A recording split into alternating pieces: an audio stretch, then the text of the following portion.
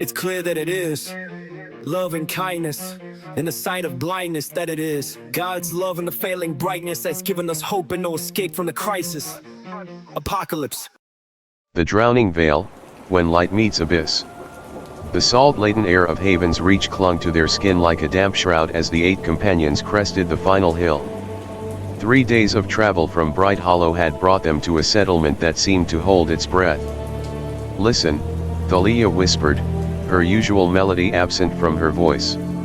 She clutched her lyre tighter, knuckles white against the strings. "Or rather, don't listen." They paused at the edge of the village. No sounds came from Haven's Reach, no barking dogs, no crying children, no clatter of daily life. Just the relentless crash of waves against empty docks. Seraphina's staff tapped rhythmically against the cobblestones as they advanced, each tap seeming to echo too loudly in the unnatural quiet. "Split up," she ordered, her voice steady despite the tension visible in the tight line of her jaw. "Find signs of life. Or, whatever happened here." The village buildings. Inside the first cottage, Charity found a table set for dinner, steaming bowls of fish stew, bread broken but not eaten. The air inside felt thick, resistant, as if the very atmosphere had congealed around this moment of interrupted life. They vanished mid-meal, she called out, her voice hollow in the empty room. When no one answered, she wiped sweat from her brow despite the chill. Amara discovered something worse in the second house, a family portrait on the wall, faces scratched out, replaced with crude drawings of gills and webbed hands. Her healer's senses detected something faint but disturbing, the lingering scent of brine where there should be none, as if the sea had somehow reached into this home. "They were changing," she whispered, fingers trembling as she traced the disturbing images. In the third home, Lumina found journals detailing a gradual obsession with the sea, dreams of the deep calling, and finally, a single entry, "Tonight, we answer." The ink was still fresh enough to smudge when she touched it, as if written moments ago. Illyra knelt beside the dock, fingers trailing in water that shouldn't be there, too still, too dark. "The sea is wrong," she murmured, her connection to the earth sending warning signals up her spine. "It's not natural." When Hope joined her, they discovered what looked like a submerged shadow moving beneath the surface, too large, too deliberate to be a fish. The water around it rippled in concentric circles, like stone dropped in a pond, but there was no stone.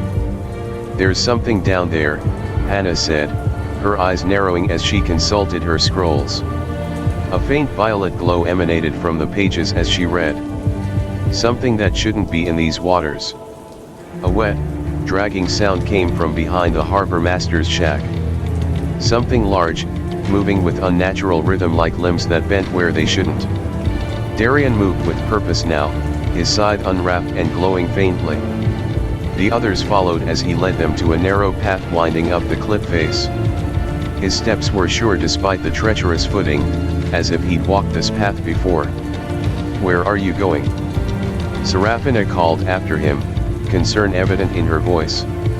He didn't answer until they reached a precipice overlooking the sea. "I can feel it strongest here," he finally said, his voice strained. "The veil. It's like a tear in the world." He closed his eyes briefly, and the golden glow around him flickered like a candle in wind. Below them, the ocean churned unnaturally, dark shapes moving beneath the surface. And standing at the cliff's edge was a figure in a tattered cloak, face hidden, staring down at the waves. The figure's stance was too rigid, too still. The fisherman's tale. In the village's small chapel, they found the only villager remaining, an old fisherman huddled in the corner, eyes vacant, rocking back and forth. The smell of fear hung around him like a physical presence. "The tide took them," he whispered when Seraphina approached, his voice cracking. "Not all at once. First the children, then the young ones, now even the old. It calls. It sings." He covered his ears as if to block out a sound only he could hear. Over weak tea in the chapel, the fisherman Tom told his tale, hands shaking so badly the cup clattered against its saucer. It started 3 moons past. The nets came up empty, but the men, they changed. Eyes different. Skin too pale. They talked about dreams, beautiful dreams of cities beneath the waves, of voices singing promises. He leaned forward, lowering his voice. My grandson Elias was the first. He walked into the waves at sunset, smiling like he'd found heaven. I called after him, but he just kept walking. The water reached his chest, then his neck, then Tom broke off, unable to continue. Thalia strummed a gentle chord, trying to comfort him. What kind of promises? Tom's roomy eyes fixed on her. That they'd never be hungry again. Never be cold. That the deep would give them purpose. He shuddered. I've lived by the sea 60 years, miss. The sea doesn't give. It takes. Darian removed the crystal from his packet, pulsed more strongly here, its darkness seeming to reach toward the water like a living thing seeking connection. Tom's expression darkened. My daughter tried. Sarah. His voice broke on the name. She tied herself to the hearth with rope, then to the bedpost. But the rope, it rotted overnight. Turned to seaweed. She was gone by morning. Did she say what it showed her? Hannah asked gently, her scroll open to a page titled Temptations of the Veil. The old man's eyes welled with tears. Her dead husband. Said he was waiting for her beneath the waves. Called to her. He wiped his face with a rough hand. Her husband drowned 5 years past. The sea gave him back, just to take her too. As darkness fell, the group made camp in the village square. The absence of villagers made the night unnaturally quiet. No laughter, no domestic sounds, just the whisper of waves and the distant, almost musical moan of wind through empty homes. Hannah consulted her scrolls by firelight, the pages glowing faintly violet. The texts speak of the drowned veil, a sister to the shadow we faced before. It doesn't corrupt minds like Abaddon did. It hungers. For what? Charity demanded, sharpening her hammer with methodical strokes. For essence, Hannah replied, her finger tracing the ancient text. For the spark that makes us human. It draws people to water, shows them what they desire most, then takes. She looked up, her eyes reflecting the firelight. It's not just taking bodies. It's taking souls. They noticed Darian standing at the docks, staring at the waves, his expression troubled. The golden glow that usually surrounded him had dimmed to almost nothing, as if the proximity to the veil was affecting even his divine light. Thalia, grinning, but her eyes showed concern. Captain Gloomy said it again. Someone go save him from his own thoughts. Amara, softly, he's worried. The crystals reacting to the water. She could feel it too, a wrongness in the air that made her healing senses itch. Serafina, sighing, we need a plan. All of us. The weight of leadership sat heavily on her shoulders. Deep in the night, a sound roused the camp, a wet, slithering noise from the direction of the harbor, like something large dragging itself across stone. Darian was already on his feet, scythe in hand, golden glow flaring to life. Stay close, he whispered, his voice tight with tension. The glow around his head, his halo intensified, casting their faces in warm light. From between the buildings emerged a figure, human in shape but wrong in proportion. Its skin glistened like scales, its fingers webbed and too long.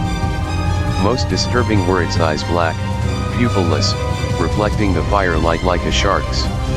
When it moved, there was a sound like water sloshing inside something not quite solid. I bring message, it said, voice bubbling as if speaking through water.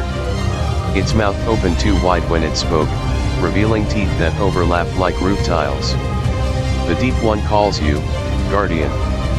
Come to the altar at dawn. Come alone, or the village dies completely. It gestured toward the dark homes around them.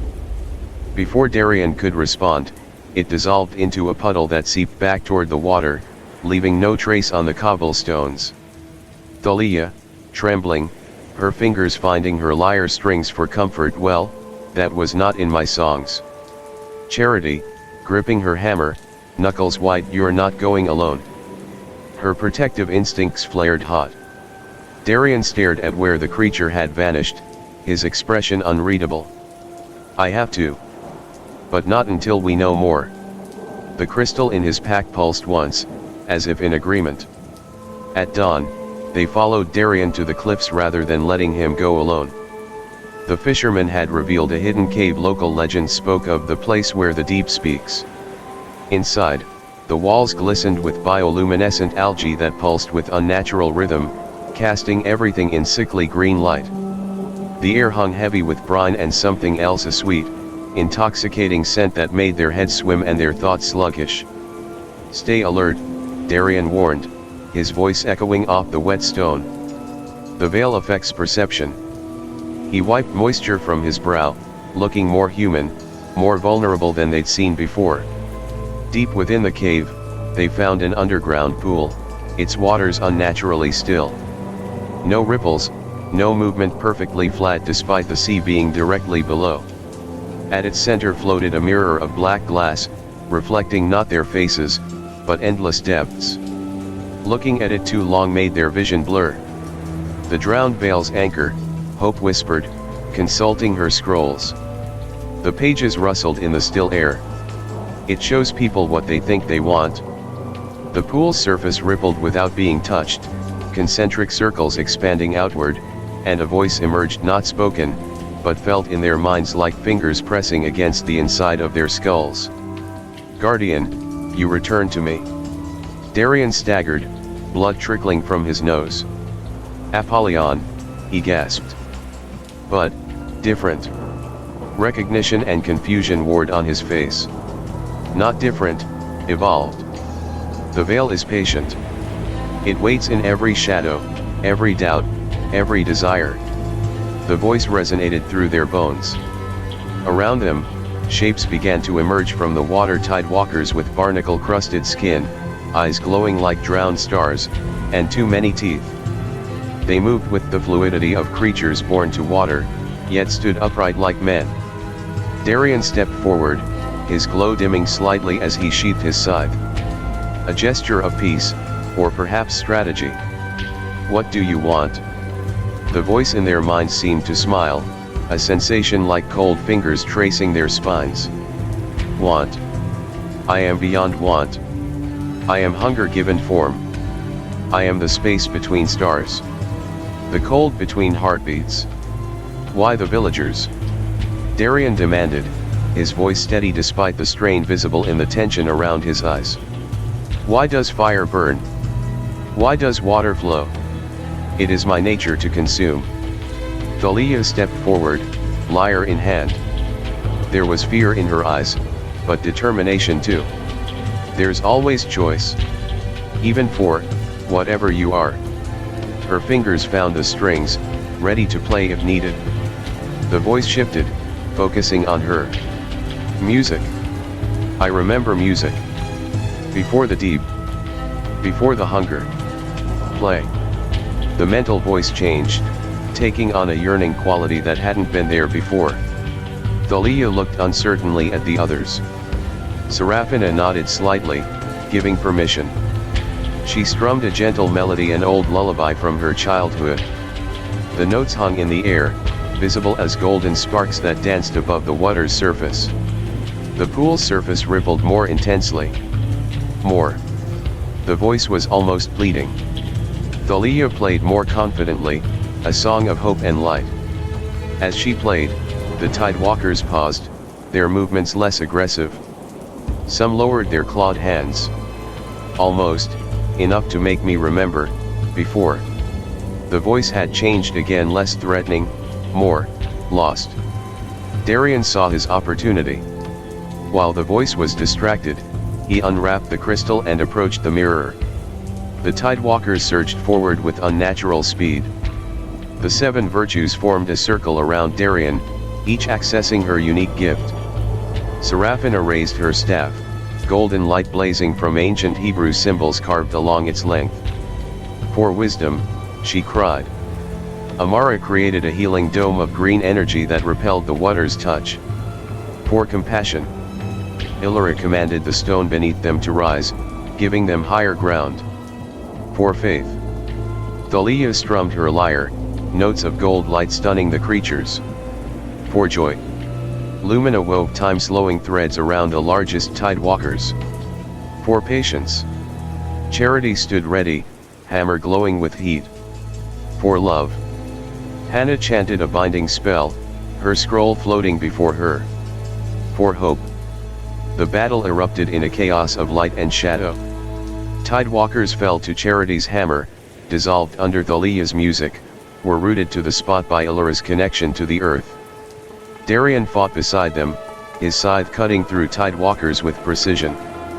But when one lunged at Thalia, who was focused on her music, he moved faster, interposing himself, his golden glow flaring. Thalia, grinning despite the danger, my hero. Maybe I will write a ballad about you. Darian, smirking, make sure I'm in tune. But there was something new in his expression as he looked at her, pride, perhaps, or something warmer. But the tidewalkers kept coming. For each one they destroyed, two more emerged from the pool. And the voice continued. You cannot win this battle, Saint. The veil is eternal. It has worn down greater guardians than you. While the others fought the tidewalkers, Darian made his way to the pool's edge, the wrapped crystal from Abaddon pulsing in his hand. The water seemed to recoil from his approach, creating a narrow path. It's using your own desires against you, Hannah called out, her eyes glowing violet. The mirror, it shows not truth, but what you hunger for most. Darian hesitated at the water's edge, the surface reflecting not his face but a vision, a world without shadow, where he could lay down his burden, where he could be ordinary. A cottage. A garden. Peace. Yes, guardian. Peace. An end to your eternal mission. Isn't that what you truly want? The voice had changed its approach, now honeyed and understanding. Darian's hand tightened around the crystal. A trap, he whispered. One I've walked before. He unwrapped the crystal Abaddon's essence and held it toward the mirror. The crystal throbbed with dark energy, as if recognizing its kin. Two fragments of the same darkness, he said, his voice gathering strength. Together, they cancel each other out. The crystal and mirror resonated, then shattered in a burst of violet light that momentarily blinded them all. The tidewalkers dissolved into mist. The cave trembled, stone dust raining from the ceiling. Seraphina, rushing to his side, supporting him when he staggered Darian. He staggered, blood trickling from his nose and ears. It's done. For now. His voice was weaker than they'd ever heard it. As the cave collapsed behind them, the companions fled back to the village. Darian leaned heavily on Seraphina, his strength depleted. The others took turns helping, Charity carrying him for a stretch when his legs gave out. When they arrived, they found the villagers emerging from their homes confused, dazed, but alive. They moved like sleepwalkers waking from a deep dream, blinking in the morning light. Tom the fisherman embraced his grandson Elias, tears streaming down weathered cheeks. You brought them back, he said, looking at Darian with awe. How? The veil feeds on absence, Darian explained, his voice tired as he sat on a bench in the village square. When we destroyed its anchor, it had to release what it had taken. A young girl with salt-crusted hair approached Thalia shyly. I remember, being under the water. But it wasn't dark. It was beautiful. There were cities, singing. She shook her head, confused. Was it real? Thalia knelt beside her. Sometimes the most beautiful things are the most dangerous, she said gently. But you're saved now. That evening, as the villagers celebrated their return with a simple feast of whatever they could salvage, Darian sat apart, staring at the sea. The crystal was gone, but something troubled him. The wound from Abaddon's crystal had never fully healed. Amara joined him, offering a poultice for a cut on his arm. "You're thinking it's not over?" He nodded. "The veil adapts. Grows. This was just one tooth of the beast." Serafina joined them, setting down a cup of hot tea. "But so do we. Together." Thalia approached, composing as she walked. "The darkest night can't kill the dawn." She sang softly, her fingers finding the melody instinctively. As they prepared to leave Haven's Reach, a traveler arrived with news an entire town had vanished overnight, leaving only empty homes and cold hearts. Hannah consulted her scrolls, eyes widening. The texts speak of a crown of shadows, a relic that could seal the veil forever. But it's guarded, deep in the Obsidian Mountains. Charity grinned, hefting her hammer. "Guarded? Good. I was bored of easy victories." Lumina smiled, but there was concern in her eyes as she looked at Darian. "Next time, Darian, try not to bleed. It's messy." The words were teasing, but her tone held worry. And as the road turned eastward, the seventh Zion and a saint walked on lighter in step, tighter in bond, ready for the shadows that waited. The veil's whispers grew louder. But so did their light. "The road ahead is dark, but your light burns brighter together."